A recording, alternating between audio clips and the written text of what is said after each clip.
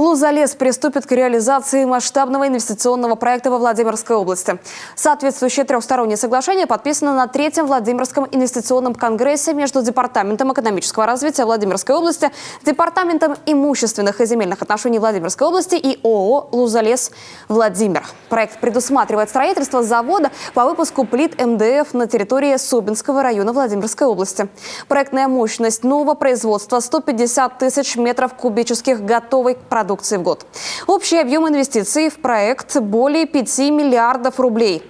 Результатом реализации масштабного инвестпроекта станет открытие нового деревообрабатывающего производства, создание более 400 новых рабочих мест к 2025 году, выход компаний на новые рынки сбыта. Как отметил председатель Совета директоров «Лузалес» Руслан Семенюк, цитата, подписано важное соглашение о реализации масштабного инвестиционного проекта во Владимирской области. «Лузалес» расширяет свое производство и выходит за пределы Республики Коми.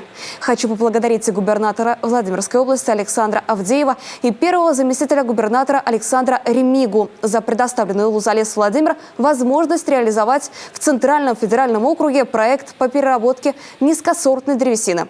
2 года назад мы начали совместную работу с администрацией Владимирской области. Наш проект был поддержан и получил статус масштабного инвестиционного проекта.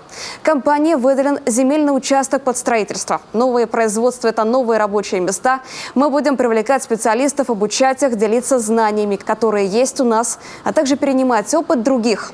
Вместе с производственной деятельностью во Владимирской области «Лузалес» намерен реализовывать и социальные проекты. Конец цитаты.